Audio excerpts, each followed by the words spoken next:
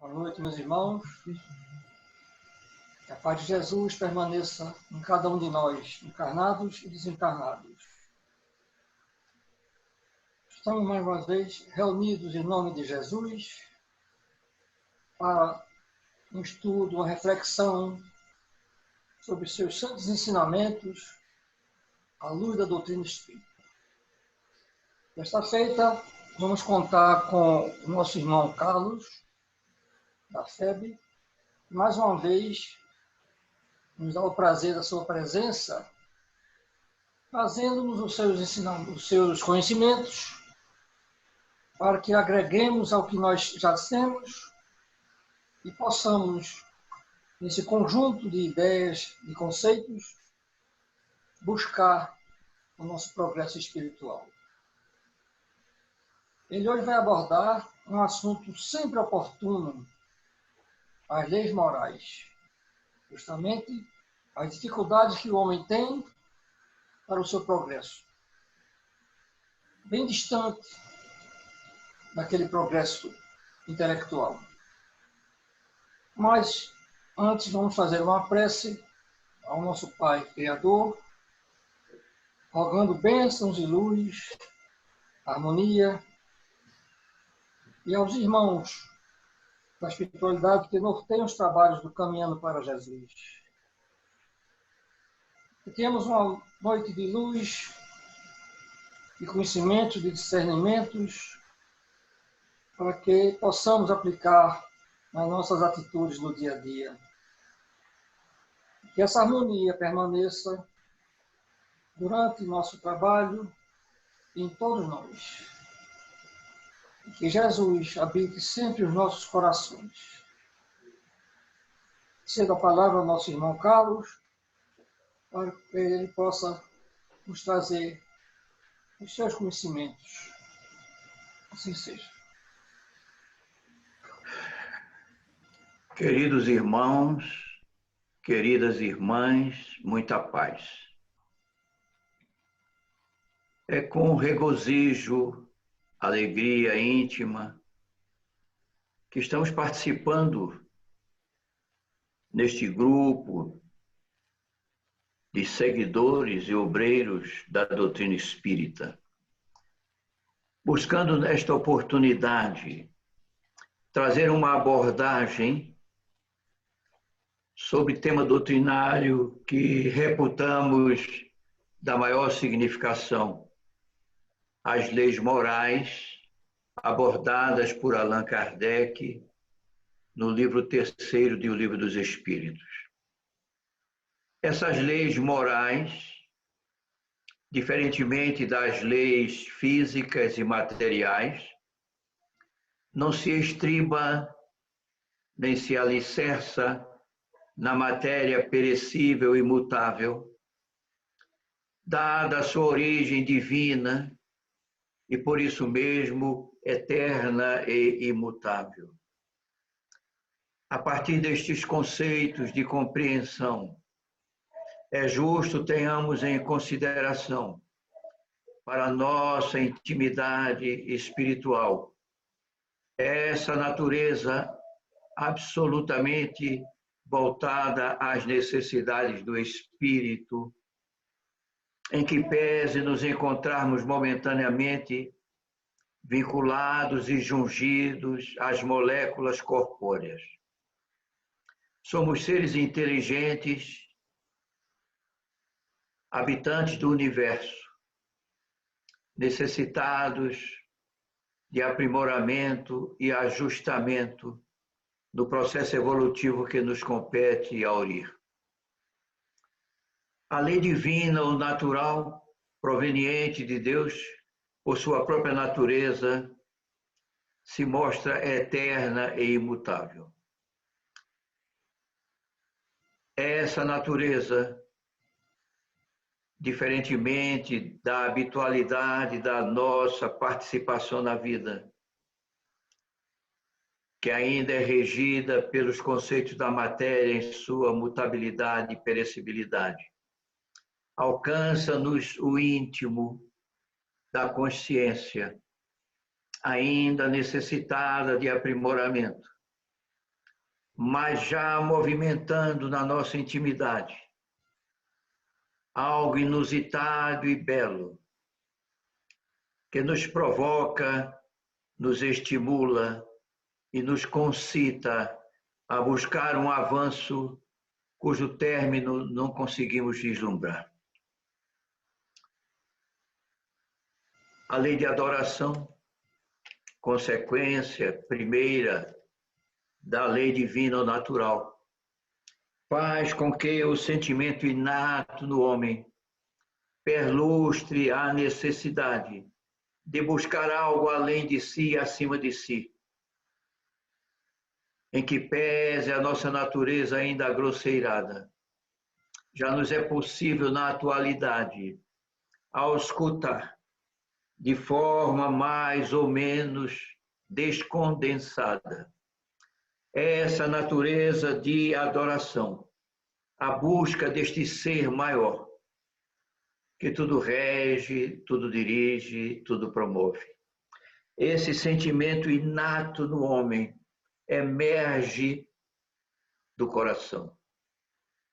E aí nós vislumbramos as diversas naturezas do sentimento que nos regem, considerando o início da nossa trajetória no campo inteligente da vida, nos primórdios da vida inteligente, quando ainda não dispunhamos dos apetrechos que atualmente conosco existem. E que fomos evoluindo, diferenciando a maneira de sentir e abordar, de compreender e praticar essa lei divina ou natural que nos rege toda a existência. Para tanto, era indispensável que pudéssemos perlustrar, através de incessantes esforços, essa construção da vida em nós mesmos. Para isto, concede-nos a divindade, a lei de trabalho, lei que organiza necessariamente a ocupação útil das nossas existências.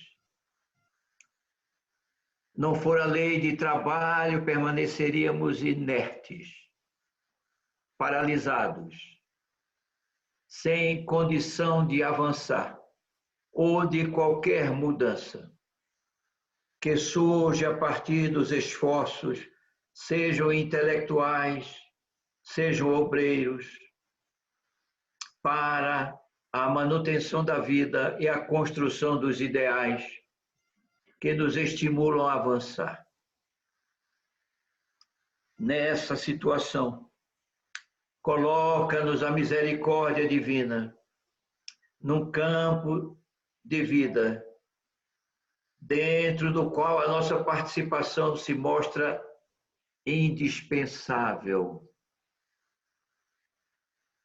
Não construímos, não geramos espíritos, mas construímos e geramos arcabouços orgânicos, corpos materiais, que nos sirvam de habitat momentâneo na sequência das experiências indispensáveis à nossa evolução.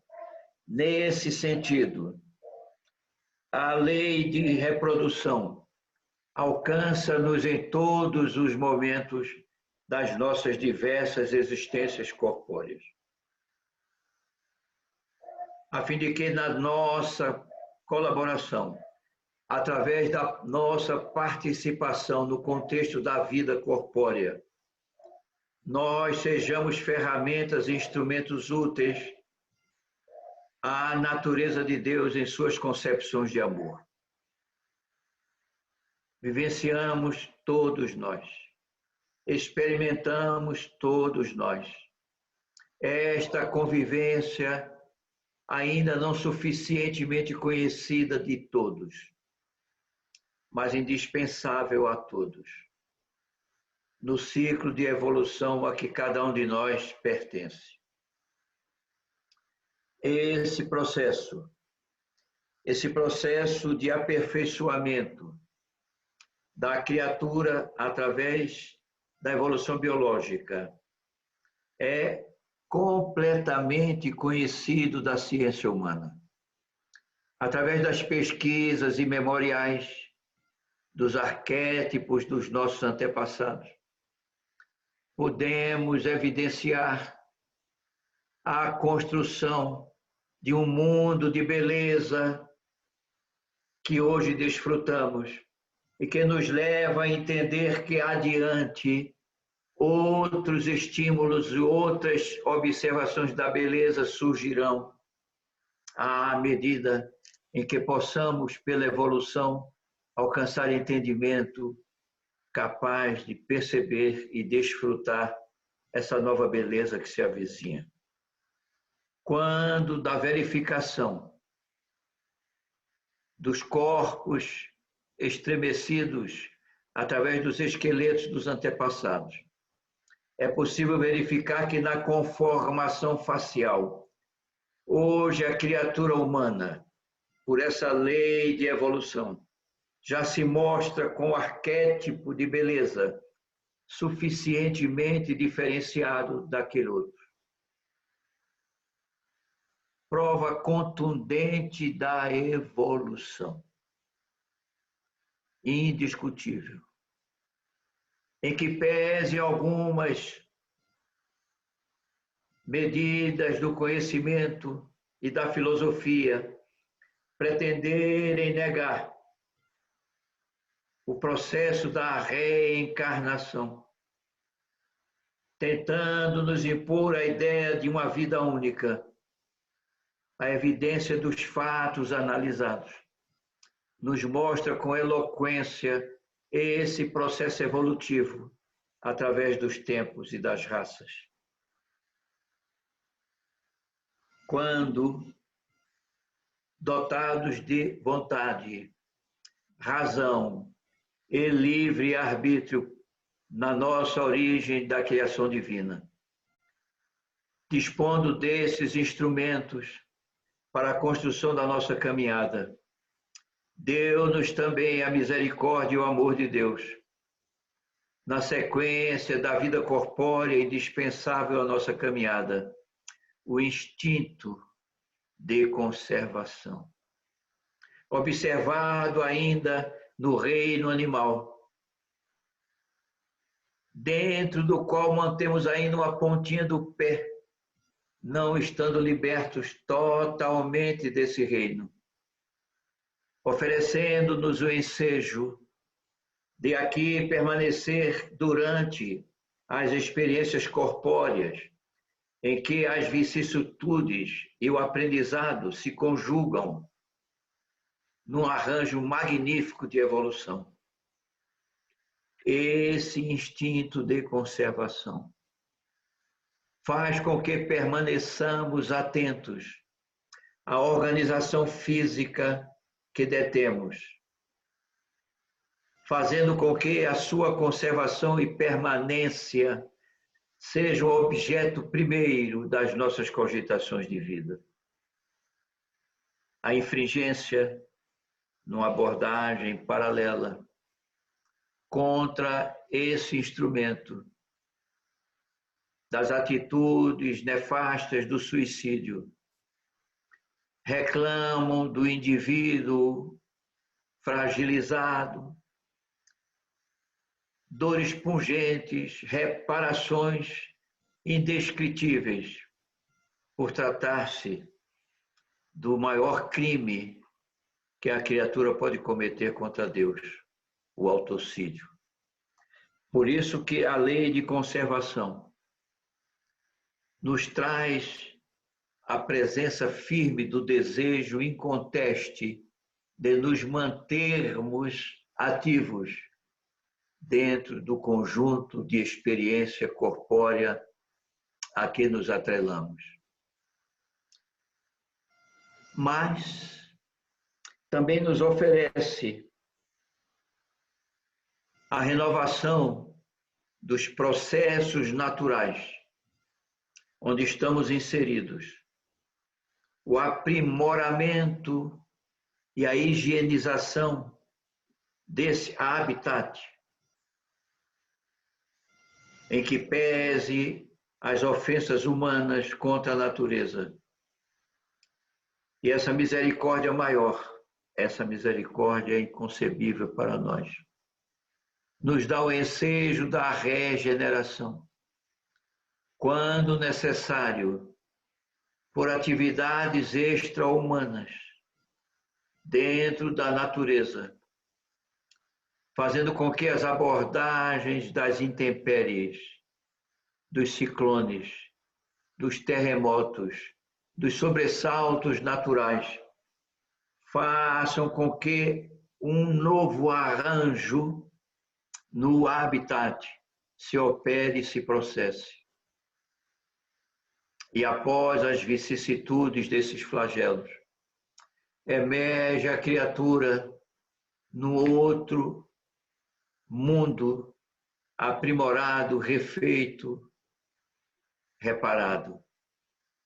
Isso nos mostra indiscutivelmente os cuidados maiores do amor de Deus conosco.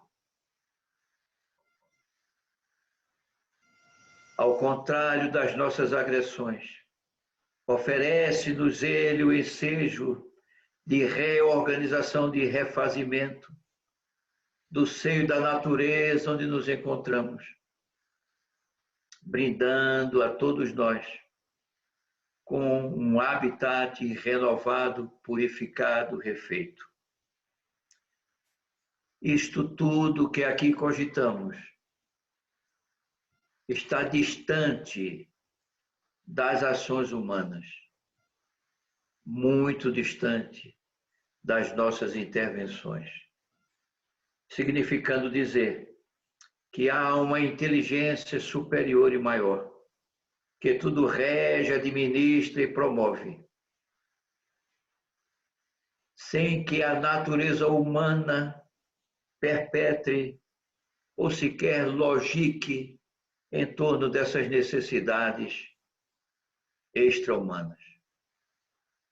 Dito isto, sentimos-nos imersos num ambiente de vivência e de experiência, rigorosamente administrado e destinado a nos favorecer, oferecendo-nos ensejos inusitados de avançarmos cada um de per si no seu autoaprimoramento, na construção do seu destino.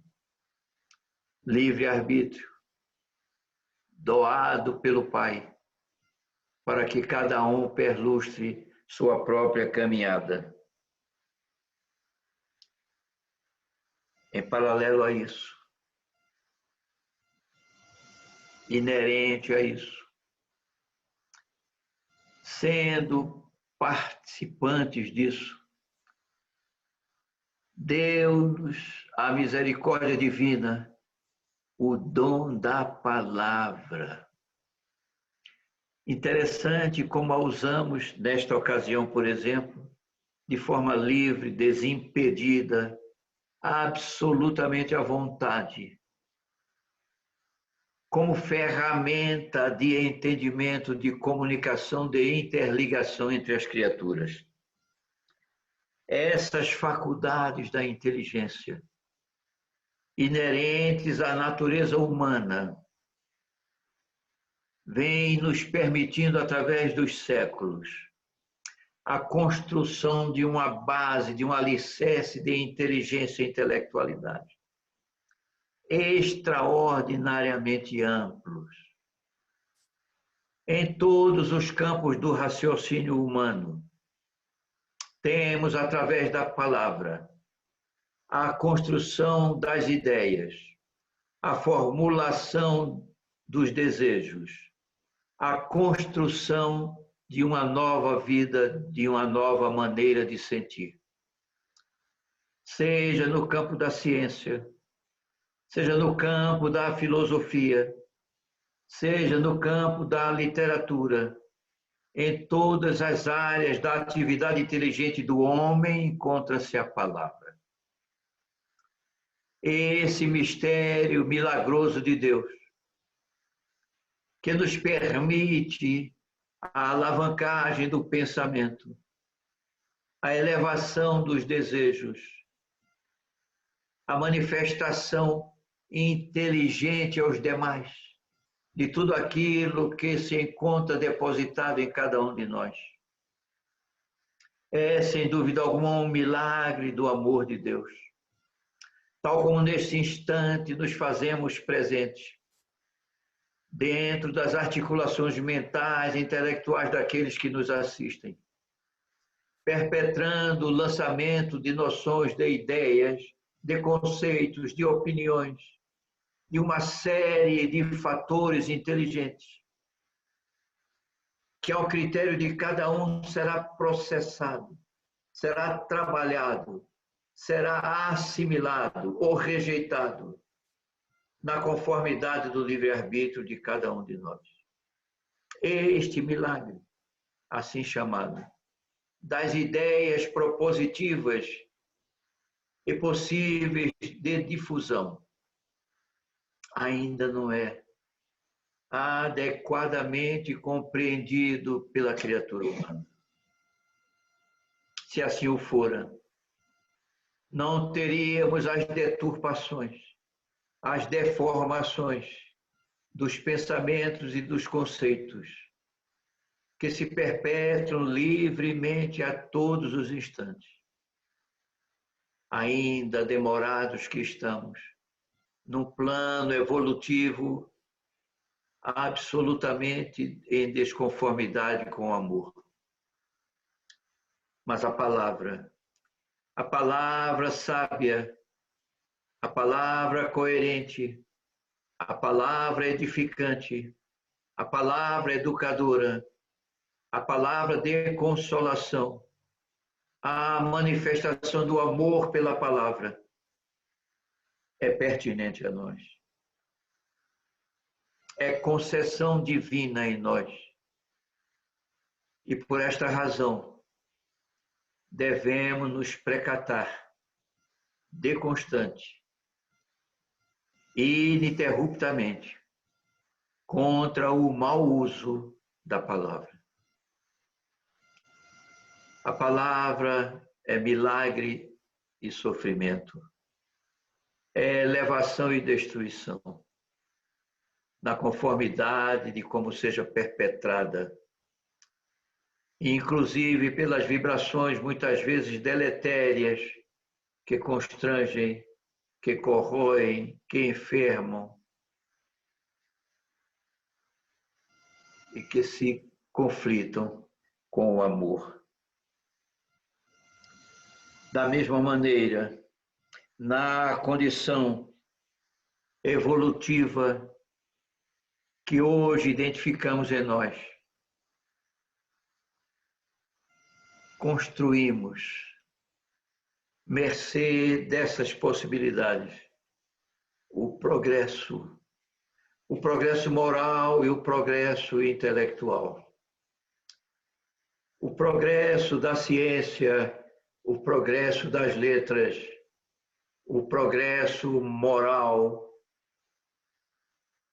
que nos incumbe construir.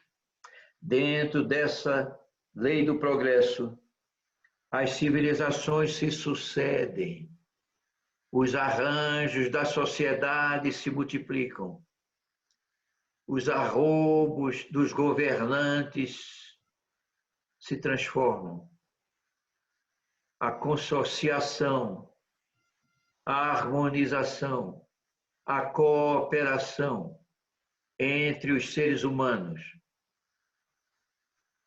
se perpetra. Nesse sentido de civilização e progresso, encontramos-nos atualmente num processo de regeneração. Interessante salientar que este processo, que é inerente à criatura humana, chegou-nos através das elaborações, da inteligência, das ideias, e também, sobretudo, pela supervisão, pelo amparo, pela assistência dos bons espíritos do Cristo, que entre nós vão semeando as induções desse brilhantismo a ser alcançado. A civilização, o progresso, a busca do melhor, do mais aperfeiçoado, se multiplica incessantemente.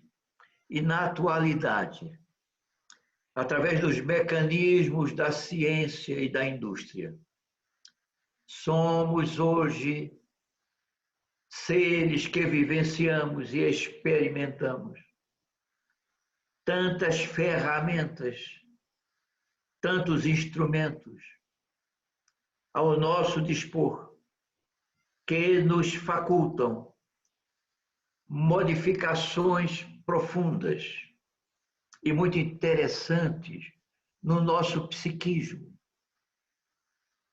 pelas intervenções naturais, pelas abordagens autômatas, em diversas circunstâncias como agora, em que nos encontramos diante de uma tela como se estivéssemos no mesmo ambiente. Apenas um exemplo. Hoje, as manifestações do desejo humano se tornaram de tal maneira facilitadas e automatizadas que sequer cogitamos de rememorar, no meu caso em particular, octogenário, as circunstâncias mecânicas que hoje se transformaram em circunstâncias digitais. São mecanismos da evolução, são instrumentos do avanço, auridos pelo próprio homem, construídos pelo próprio homem, e de tal maneira integrados em nossa habitualidade, que sequer cogitamos de avaliar como seríamos nós sem esses apetrechos, sem esses mecanismos, sem esses instrumentos. Tornaram-se cúmplices nossos, compartilham-se conosco, participam conosco de diversos momentos de nossa existência. Isto é fruto da civilização, é decorrência do progresso, como uma das leis divinas ou naturais que nos envolvem a existência. Vemos também, no processo em que avançamos, discussões constantes, permanentes, no campo do que alguns chamam de direitos humanos.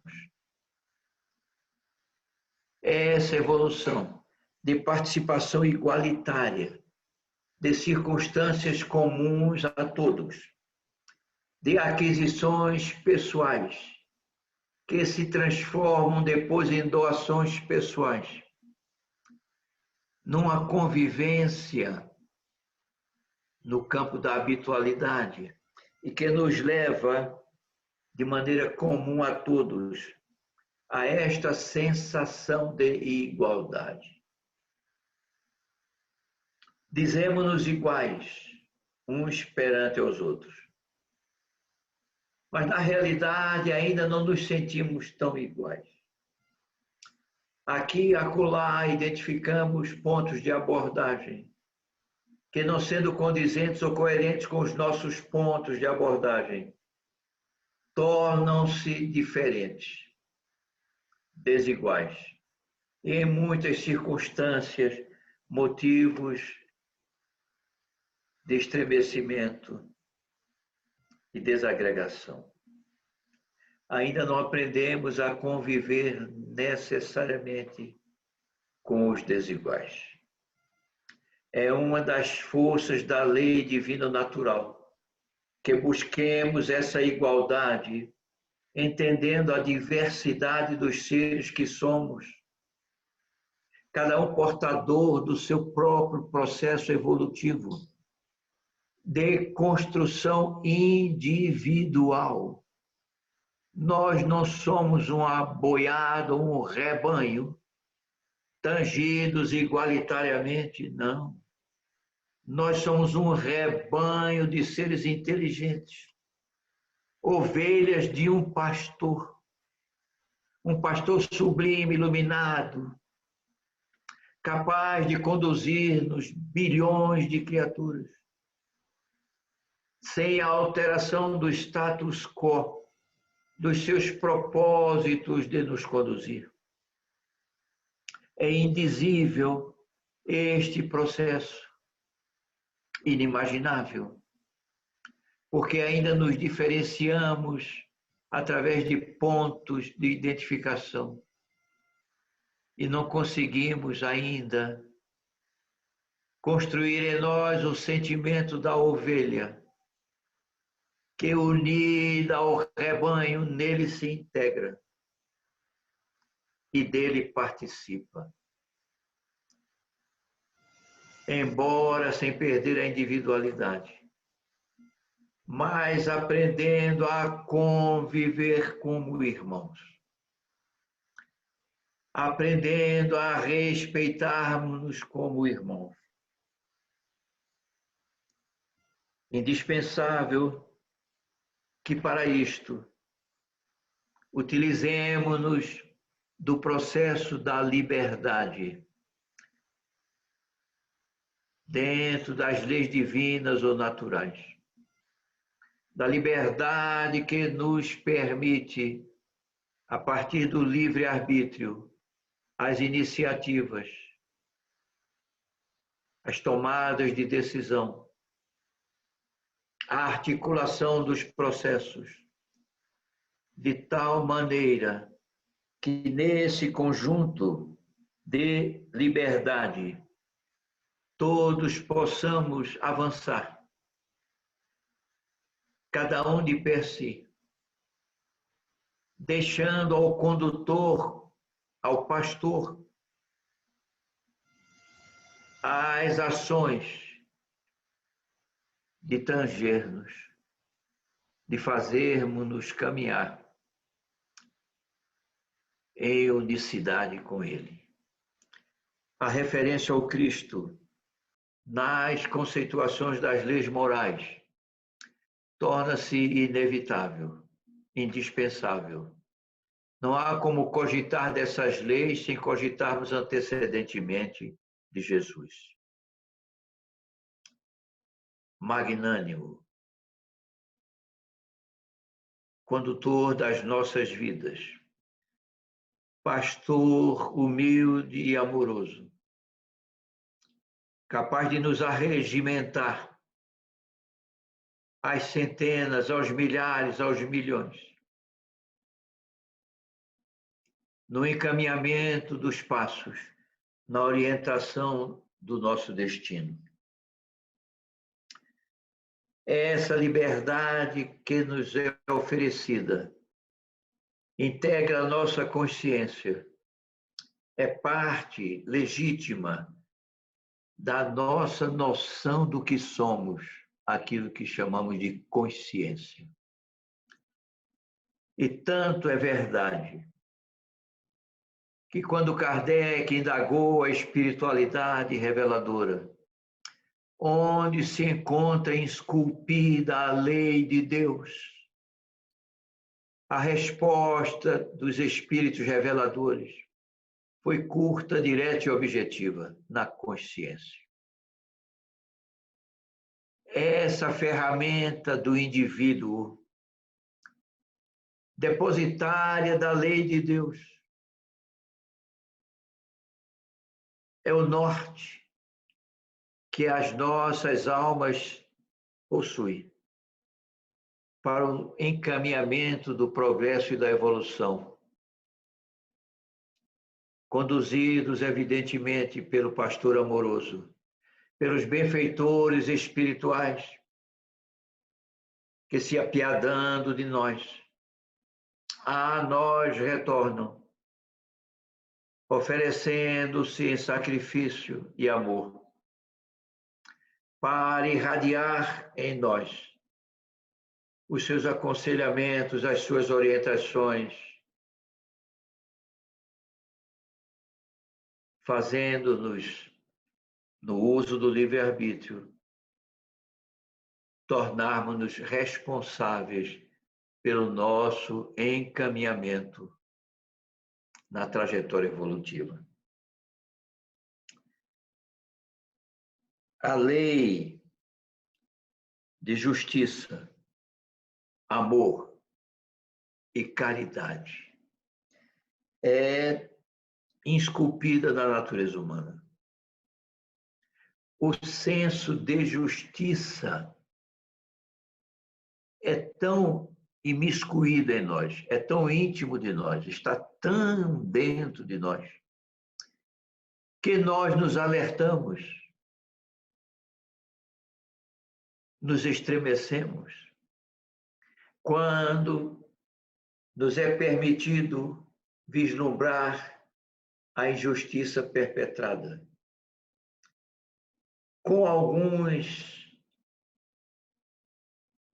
adereços, por quanto a nossa individualidade ainda é muito voltada ao egoísmo, fazendo com que essa noção de justiça ela esteja ainda no nosso nível evolutivo, tisnada pelas opiniões individuais, pelo personalismo, pelo egoísmo. Entretanto, a lei de justiça, amor e caridade é da natureza humana, é concessão de Deus em nós,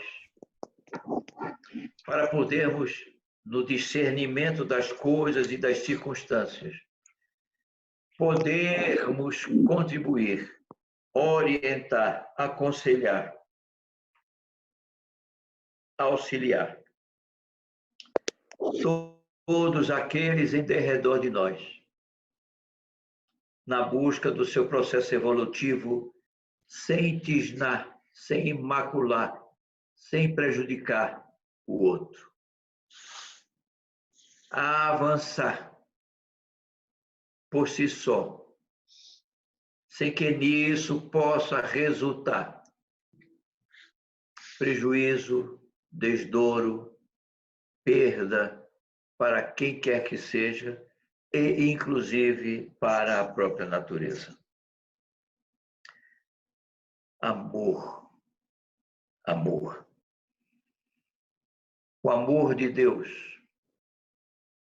latente em nós, presente em nós, à nossa disposição, é parte inerente do conjunto das leis divinas ou naturais. O sentimento do amor, ele nos conduz. E Kardec foi proficiente quando denominou lei de justiça, de amor e de caridade. O sentimento do amor, ele decorre da noção de justiça, da ideia de justiça, de equilíbrio, de harmonia, para poder sentir amor. A existência do amor em nós é construção milenar no avançar dos séculos e dos milênios. E nos conduz, nos leva, nos orienta no sentido da caridade. Caridade. A caridade é a culminância da construção individual no encaminhamento ao primado de Deus. A caridade é a ausência de nós, é a negação de nós, é a expurgação do egoísmo que é necessária acontecer, é indispensável acontecer.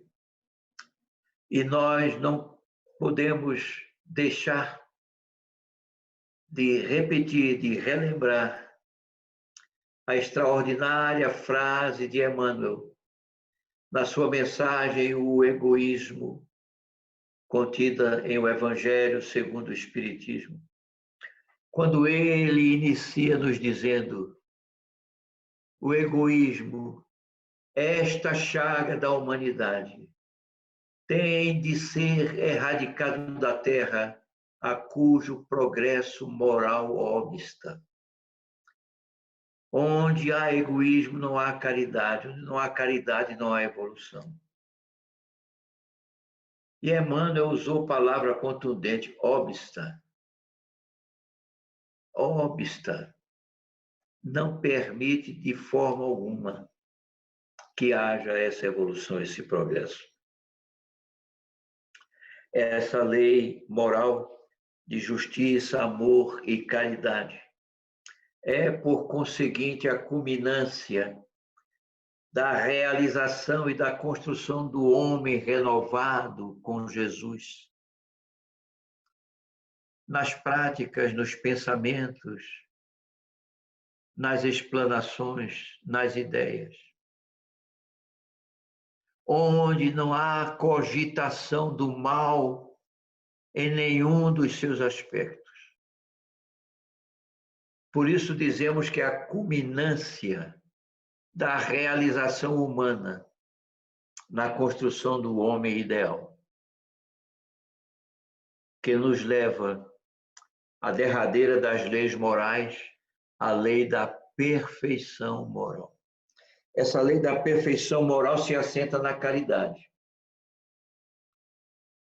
A partir do instante em que a criatura humana vivencia a caridade, ela encontra-se a caminho da perfeição moral,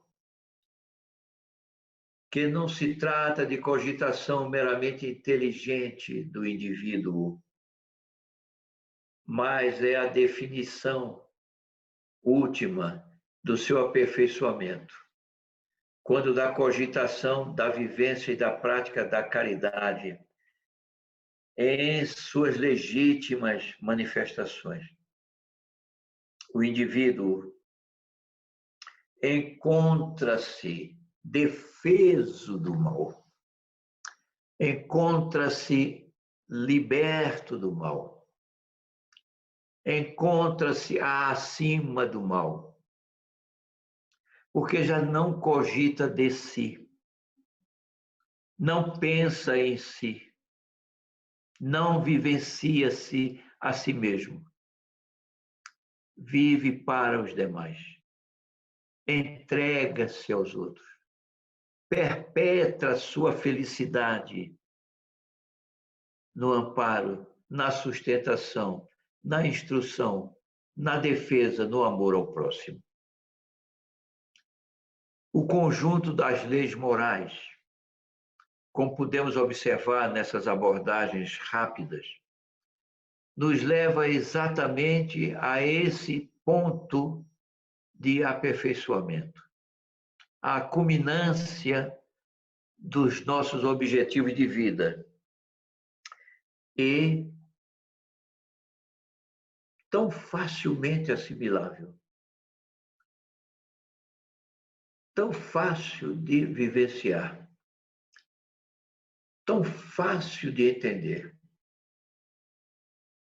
E alguns dirão, mas se é assim tão fácil, por que não acontece? Por que se demora?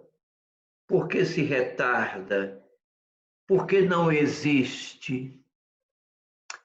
Por força das nossas imperfeições morais.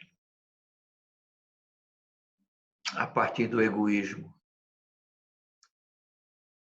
Que tudo pratica, cogita contrariamente ao bem. E o egoísmo, latente em nós, é construção de cada um de nós. O egoísmo não é uma entidade além de nós. O egoísmo é intrínseco a nós. É construção nossa. E por essa razão, cabe-nos a sua erradicação, a sua extirpação de nós.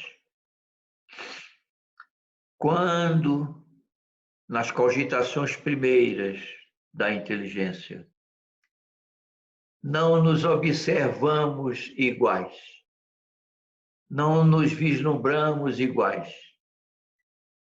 Quando nessas cogitações primeiras começamos a nos ver indivíduos à parte, eu e ele,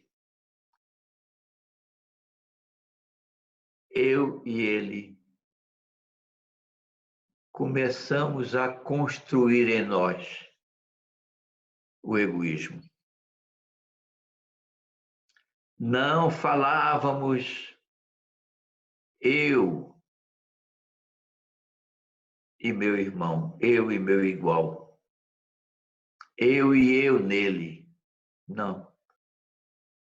Diferenciávamos, mostrávamos-nos diferentes. E isso germina, prolifera, constrói a árvore do egoísmo em cada um dos indivíduos. Na construção do egoísmo, nos mostramos incompatíveis com o mundo normal, primitivo, de onde somos originários. E lá, neste mundo destinado exclusivamente para servir de habitat aos espíritos, nós perdemos a condição de sermos habitantes dele. Por essa construção nefasta que nos permitimos fazer. E não podendo mais prosseguir, não podemos mais continuar. Fomos destinados a outras plagas, a outros mundos, já não mais no mundo normal primitivo, porque nos tornamos incompatíveis com ele. Mas Deus não perde seus filhos. Não. Oferece alternativas, condições de refazer, de reparar, de se reconstruir, de se reformar. E a doutrina espírita vem com um propósito magnificente, nos propondo o quê? Reforma íntima. Retorno à simplicidade de outrora do mundo normal primitivo, de onde fomos desterrados. A sabedoria da doutrina dos espíritos em nos promover e nos propor esta reforma íntima visa, sobretudo, nos reconstruir o ser original, a fim de que possamos retornar ao nosso mundo, ao nosso habitat. Enquanto isso, através de encarnações e reencarnações, vamos experimentando as oportunidades e buscando encontrar os rumos e os caminhos dentro das leis morais de Deus, de retomada da nossa personalidade abandonada e podermos volver na condição de criaturas regeneradas àquele habitat que é nosso, e por iniciativa própria nos afastamos dele.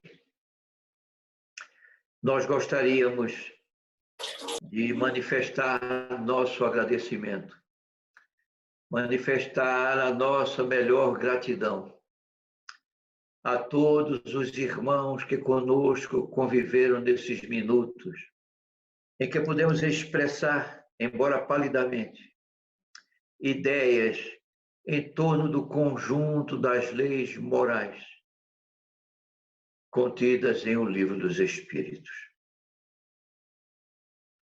deixando a liberdade de quem queira se manifestar e para o que nos colocamos à disposição, com a graça e mercê de Deus. Muita paz. Meus irmãos,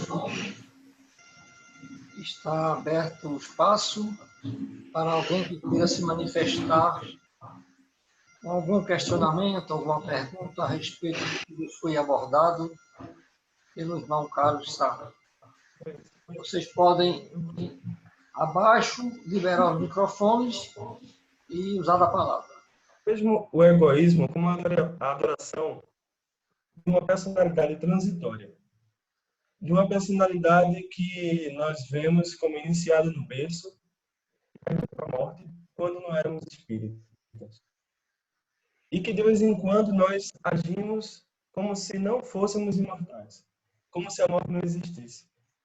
E nos apegamos às coisas da terra, nos contaminamos com os apegos da matéria, ao materialismo, que é simbolizado por nossas expectativas, que são baseadas num mundo que nos cobra também ideais de sucesso material, até de beleza, de elegância, de vestimenta, de inúmeras expectativas culturais que alimentam o corpo e a mente, que não enxerga o outro como um sujeito. Porque enxergar o outro, a gente tem os olhos, né, para objetificar ou para tornar o outro um sujeito digno do nosso interesse e da nossa compaixão. Muitas vezes no nosso pensar, na nossa atividade, só temos olhos para nossas próprias ideias, nossas próprias expectativas, e não temos que ser divina, algo diferente, algo acontecer, acontecer, mas aptos a ouvir esse chamado, porque estaremos tão envolvidos em um carro, uma casa melhor, conforto material. Mas assim, o egoísmo é uma coisa, mas ao mesmo tempo, como você falou assim, a gente tem que ter uma vivência de olhar para o outro, de como fazer como Jesus fazia, como o João dizia, filhinhos amai uns aos outros, né? Bem, e que nossa vida seja a vida, deixar que os outros cuidem de vós. Mas também tem essa questão também dentro do espiritismo da reforma íntima. E essa reforma íntima é um cuidar de si próprio, mas diferente do egoísmo, né? É uma disciplina, cuidar diferente. Porque a gente tem que se cultivar. Eu entendo que a gente tem que se cultivar. A gente tem que ter obras que não são do espírito também. Até porque ela falou que uma biblioteca espírita pode ser composta por livros e mais diversas ideias. Eu acho que a gente também tem que sair um pouco do nossa zona de conforto. Às vezes a gente joga uma ideia fora por causa do que um autor disse em um momento infeliz. Ou a gente joga a ideia de um autor fora porque em algum momento ele não foi de acordo com nossas expectativas. Por exemplo, citar, sem querer polemizar, por exemplo, Freud, nas suas explicações, tem algumas coisas da sua época que talvez não se apliquem hoje. Mas ele escreveu grandes textos, como Mal-Estar na Civilização, por exemplo, que tem uma grande atualidade. Eu não vou jogar toda a obra dele porque ele já não é tão mais atual na parte psicológica. E assim com tantos outros pensadores. Porque nós vemos os outros como materialistas. Mas são nossa família materialista, né? É a nossa família materialista. É o nosso lado familiar que é materialista ainda. Que ainda não entende o espiritismo, que ainda não teve contato com as ideias de imortalidade, que a morte não é sinônimo de destruição, nada, em absoluto, né? Que eu acho que essa perspectiva que o espiritismo dá, de que somos seres imortais, realmente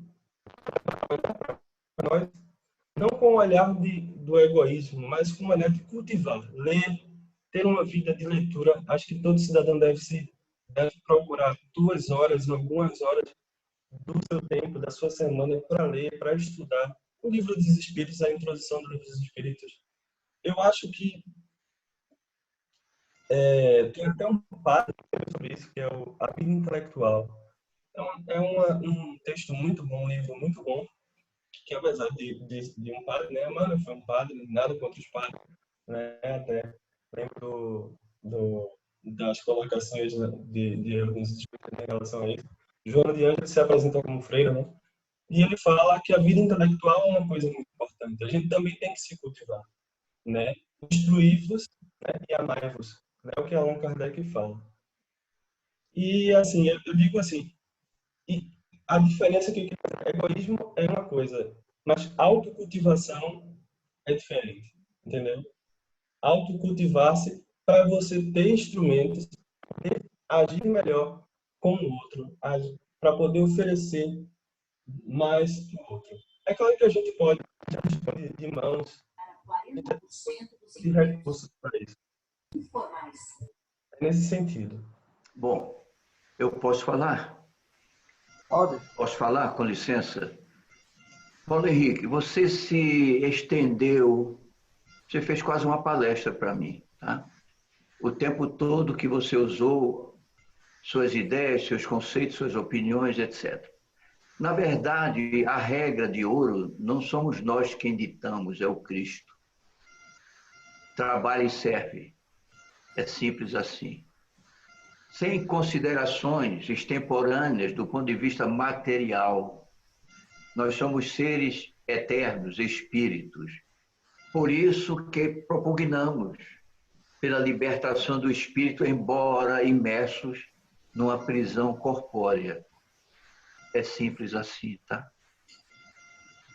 Te agradeço a participação, muitíssimo grato. Bom, meus irmãos, já que estamos encerrando o trabalho da noite,